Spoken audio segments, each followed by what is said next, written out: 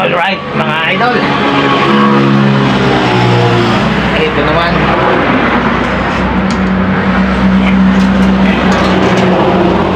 Ito naman ang susubukan nating lutuin ngayon, mga idol. Yan. Kulita ba? Kulita. Ano bang masarap na luto sa kulita, mga idol?